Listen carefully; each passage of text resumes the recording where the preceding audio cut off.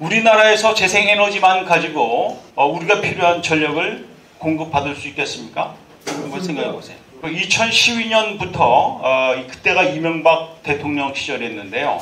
우리나라에서 어느 특정 지역을 재생에너지만으로 운영할 수 있는지 한번 실험해보자. 재생에너지 100% 실험을 해봤습니다. 대한민국에서 가장 바람이 많이 불고 태양빛이 좋은 곳이 재생에너지를 활용할 수 있는 여건이 되겠죠. 찾아봤어요. 제주도 모슬포에서 마라도 가다 보면은 멀리 그 평평한 섬이 보이는데요. 가파도로 갑니다. 가파도. 그 가파도에는 전력 공급을 하기 힘드니까 디젤 엔진을 이용해가지고 전력을 생산해서 사용하고 있었어요. 근데 디젤 엔진이라는 거는 화석연료 아니겠습니까?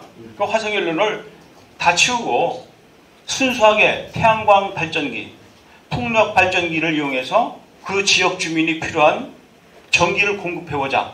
이런 계획을 세웠어요. 그 가파도의 주민이 480명 살고 있었는데 240억 원을 투자했습니다.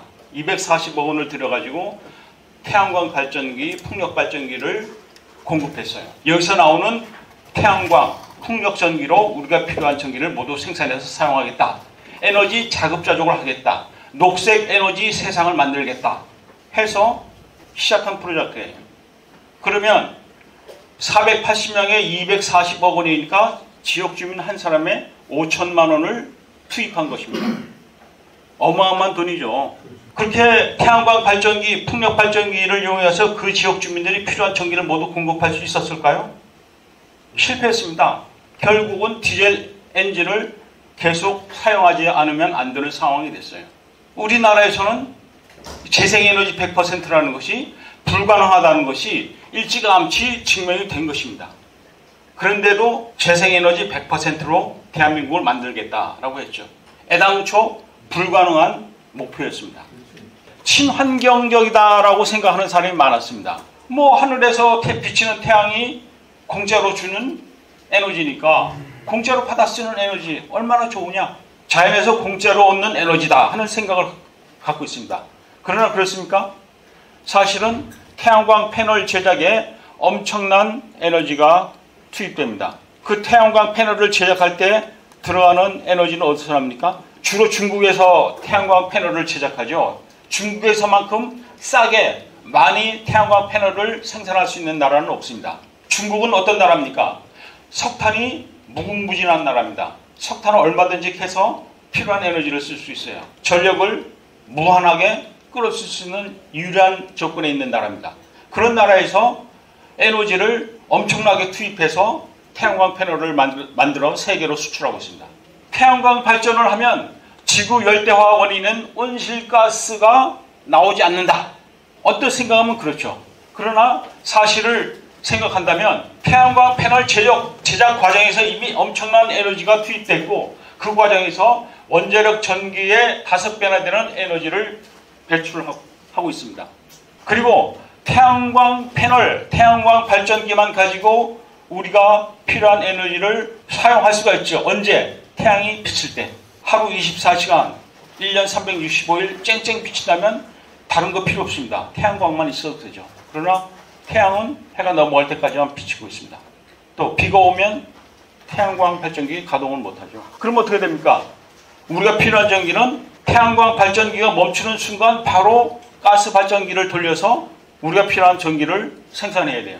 연료비가 필요 없는 자연의 선물이라는 착각. 골치 아프게 화력발전소, 원자력발전소 지을 거 뭐 있냐. 태양과 바람이라고 하는 자연의 선물이 있지 않느냐. 태양과 바람. 아시다시피 평균적으로 태양광은 하루에 4시간 정도 발전에 쓰일 수 있습니다. 아침에 해가 뜬다고 바로 태양광 발전기가 돌아가는 게 아니죠.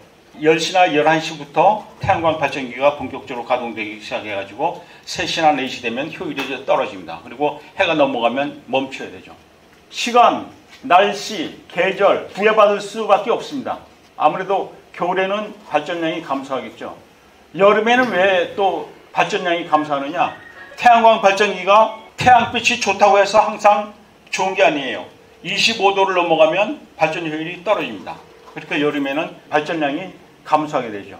그래서 수요와 공급이 일치할 수가 없습니다. 우리가 필요할 때 전기를 쓸 수 있는 게 아니라 태양광이 좋을 때 전기를 사용해야 됩니다. 우리가 농사를 지을 때 우리가 필요할 때마다 물을 끌어 쓸 수 있는 이 관계농이 유리할까요? 아니면 하늘을 바라보고 하늘에서 적당한 비를 내려주기를 기다리는 천수답 농사를 하는 것이 중요할까요? 태양이 우리가 필요한 만큼 원하는 시간에 비춰주기를 기다리는 그런 상황이 되는 거죠. 그래서 이 수요 공급의 불일치를 일치시키기 위해서 어떻게 합니까? 이 가스 발전소를 지어야 돼요. 반드시 태양광 발전소는 가스 발전소와 함께 가야만 하는 것입니다. 또 요즘 수요 공급이 일치하지 않으니까 ESS라고 하는 좋은 시스템이 있지 않느냐. 에너지 세이빙 시스템. 태양 전기가 많이 생산될 때 전기를 보관했다가 전기가 필요할 때 끌어 쓸 수 있지 않냐. 배터리를 얘기하는 거예요. 배터리를 충전시켰다가 우리가 필요할 때 전기를 끌어 쓰자.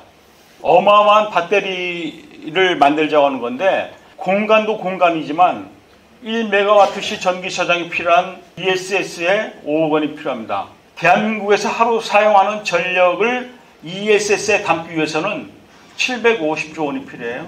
우리나라 1년 예산이 얼마입니까? 600조 정도 되죠.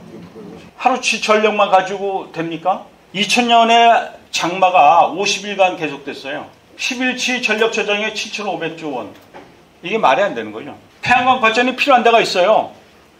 어디? 요 산간 오지, 섬 이런 데서는 필요하죠. 이 소규모 전력이 항시 필요한 곳, 무인 포스트 이런 데는 아주 유리합니다. 그러나 태양광을 우리가 주력 전원으로 사용한다는 것은 너무 순진한 생각이다. 또 좋은 에너지 조건 가운데 정말 중요한 게 있습니다. 환경성, 환경을 지킬 수 있느냐. 이 도표는 대기 중 이산화탄소 농도입니다. 한 20년 전에 학자들은 대기 중 이산화탄소 농도가 400ppm이 넘어가면 돌이킬 수 없는 지구 열대화가 시작될 거라고 걱정했어요. 지금 벌써 420ppm을 돌파했습니다. 420ppm. 올 여름이 유난히 덥다는 걸 느끼고 있지 않습니까? 우리나라 해안에 해파리가 없었어요. 바다의 수온이 높아지고 있기 때문에 해파리가 올라오고 있는 거죠. 이건 시베리아에 생긴 싱크홀이에요. 연구해 보니까 이 밑에 있던 메탄가스가 지구온난화 때문에 지각을 뚫고 폭발하는 겁니다. 그전에는 영구 동토층, 얼음이 덮고 있어서 메탄이 나오지를 못했어요.